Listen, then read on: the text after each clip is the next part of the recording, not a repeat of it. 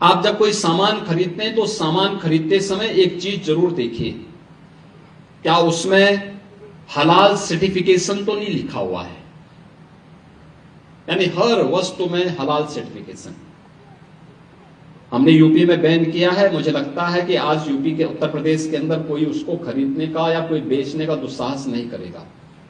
लेकिन आप आश्चर्य करेंगे, साबुन का भी हलाल, कपड़े का भी हलाल, दियसलाई का भी हलाल। मैं भौचक था। एक अधिकारी बोला, साहब इसमें, मैंने कहा भी देखो, नहीं नहीं नहीं, एक षड्यंत्र है भाई। मैंने कहा माचिस तो झटका वाला है, आप एक झटके में लगाएंगे तो तभी आग जलेगा। आप हलाल करते रहेंगे तो कभी जलेगी नहीं वो माचिस। तो मैंने कहा इससे बड़ा झूठ क्या हो सकता है।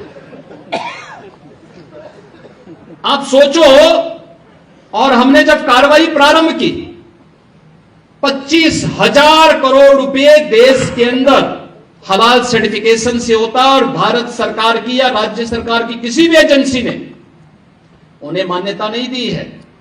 इस सारा का सारा पैसा आतंकवाद के लिए, लव जिहाद के लिए और धर्मांतरण में दुरुपयोग होता है। और इसीलिए उत्तर प्रदेश ने इसके खिलाफ बड़ी कार्रवाई प्रारंभ की है कि हलाल सर्टिफिकेशन के नाम पर भारत के उपभोक्ताओं का शोषण करने वालों के खिलाफ सख्त कार्रवाई होनी ही चाहिए। और इस कार्यक्रम को हमें भी सतर्कतापूर्वक देखना चाहिए। कोई सामान खरीदते हैं तो जरूर देखिए कि जीएसटी हमें देना है, लेकिन यह भी देखिए कि हलाल सर्टिफिकेशन के नाम पर एक फूटी कौड़ी भी नहीं देनी। योगी जी आजकल हराम और हलाल पर ज्ञान दे रहे हैं, और योगी जी के चाहने वाले और उनके भक्त खुश हो रहे हैं कि मुसलमानों पर तंबी की जा रही है, मुसलमानों के खान पान पर तंबी की जा रही है। खुश होने की जरूरत नहीं है। योगी जी को शायद ये पता नहीं है कि हराम और हलाल में फर्क क्या होता है। दुनिया में जितने मुल्क हैं, जितने मजहब हैं, उन सब का अपना हराम और अपना हलाल है।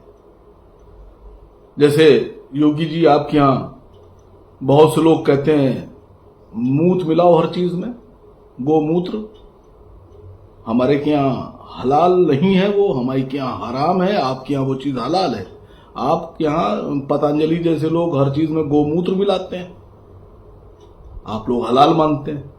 हमारे के यहाँ हराम है, हम नहीं पी सकते, किसी का मूत नहीं पी सकते। आप पीजिए, आपको मुबारक।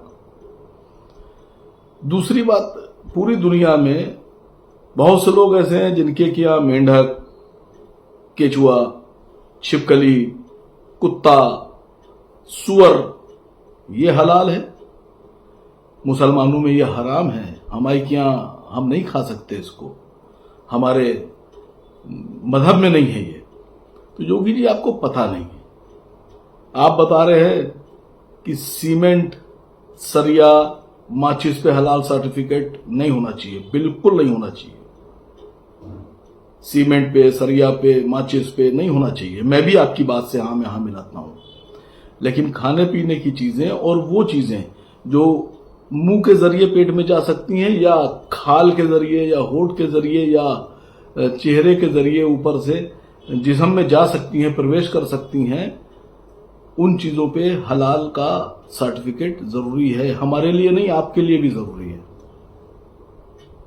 आपके यहां गाय आप लोग मां मानते हैं, और फॉरेन में, विदेश में बहुत से ऐसे प्रोडक्ट हैं, लिपस्टिक वगैरह जैसे हैं, उनमें गाय की चर्बी भी मिलाई जाती है और सूअर की चर्बी भी मिलाई जाती है। तो अगर गाय की चर्बी है तो वो हिंदुओं के लिए हराम है प्रोडक्ट। आपको मालूम होना चाहिए, आपकी औरतों को, कि उसमें कहीं गाय की चर्बी तो नहीं है। और मुसलमानों को ये मालूम होना चाहिए कि उसमें कहीं सूअर की चर्बी या किसी नाजायज जानवर की चर्बी तो नहीं है, या किसी प्रोडक्ट में गाय का मूत तो नहीं मिलाया जा रहा जैसे पतंजलि वाले मिला देते हैं। और योगी जी एक बात और, पूरी दुनिया में जो पैसा है ना, सरिया और सीमेंट तो छोड़िए, पैसा भी हराम हलाल होता है, उसका भी सर्टिफिकेट दिया जाता है। आप भी देते हैं, मोदी जी भी देते हैं। अगर दौलत हराम कमाई गई है, हराम तरीके से कमाई गई है, तो वो हराम है हमारे बच्चों को खिलाना। दौलत हलाल होना चाहिए, जायज तरीके से कमाई होना चाहिए। और ये मैं नहीं कह रहा, ये भारत सरकार कहती है कि अगर आपने हराम दौलत कमाई है तो उस पर आपका अधिकार नहीं है, वो नहीं खा सकते आप, वो सरकार छीन लेगी आपसे, वापस ले लेगी। तो दौलत भी होती है, मिजाज को बदलिए। मैं आपकी इस बात को मानता हूं कि सीमेंट जैसी चीजों पर, माचिस है, जैसे आपकी सरिया है या ईटा गुम्मा है, गारा है, इन सब चीजों पर, वो चीजें जो इंसानी जिस्म को इफेक्ट नहीं करती हैं, उनमें आप हलाल का सर्टिफिकेट ना लगाइए, कोई जरूरत नहीं है उसकी। लेकिन खाने पीने की चीजों पर है।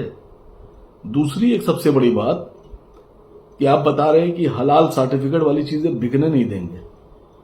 इस हिंदुस्तान से बहुत सी चीजें ऐसी हैं जो गल्फ कंट्रीज में जाती हैं, उन पर अगर हलाल का सर्टिफिकेट नहीं होगा तो आपका सामान वहां बेचा नहीं जाएगा मैडम सर, आपका सामान नहीं बिक पाएगा वहां, हमारा देश एक्सपोर्ट में पीछे हो जाएगा। तो बात वो कीजिए जो लॉजिक हो, समझ में आए। और मैं अपने मुसलमान भाइयों से कह रहा हूं कि हमको कोई हराम नहीं खिला सकता, क्योंकि हमारे मजहब ने हमको बताया है कि क्या खाना है और क्या नहीं खाना है। हमारे मजहब में अगर तकवे से हम चलेंगे, तकवा समझते हैं ना, तकवे से अगर हम चलेंगे, तो मुझे एक बार एक आलिम दीन ने बताया था, बहुत बड़े आलिम दीन थे, उन्होंने कहा था कि तकवे पे अगर आप चले मुसलमान, तो ये जो मुर्ग खाते हैं हम लोग, जो मुर्ग पले होते हैं घरों में, वो आलिम दीन, बहुत बड़े आलिम दीन थे, उन्होंने मुझसे कहा था कि आप अगर मुर्गा खाना है तो आप डायरेक्ट नहीं खा सकते। इस मुर्गे को आपको पकड़कर, जो घूम रहा है चारों तरफ, इसको पकड़कर एक पिंजरे में बंद करना होगा, टापे में बंद करना होगा उसको, और उसके बाद में शायद 48 घंटे या 110 घंटे उसको आपको अलग रखना होगा, उसको साफ सुथरा दाना देना होगा खाने के लिए, जो उसके पेट में जाए और उसके अंदर जो गंदे दाने की गिलाजत है वो बाहर निकल जाए। जब वो गंदे दाने की, गंदी खुराक की गिलाजत उसके जिस्म से बाहर निकल जाएगी और पाक और साफ और अच्छा दाना उसके जिस्म में जाएगा, तब आप उसे खा सकते हैं। यह है तकवा। इस्लाम बहुत अच्छा मजहब है, देखने का नजरिया अलग अलग है। अगर आप इस्लाम को एक अच्छे इंसान की नजर से देखेंगे तो आपको इस्लाम की सारी खूबियां नजर आएंगी। लेकिन अगर आप इस्लाम को अच्छे इंसान और अच्छी मानसिकता से नहीं देखेंगे तो मुझे लगता है कि आपको हमारी अच्छाइयां, हमारे मजहब की अच्छाइयां नहीं दिखाई देंगी। तो हराम हलाल पर बोलने से पहले पूरा ज्ञान लीजिए, जानकारी हासिल कीजिए, और उसके बाद में आप बोलिए तो आपकी बात सही होगी तो हम सर आंखों पे लगाएंगे। हमारे चैनल के साथ जुड़ने के लिए सब्सक्राइब करें और बेल नोटिफिकेशन दबाना ना भूलें।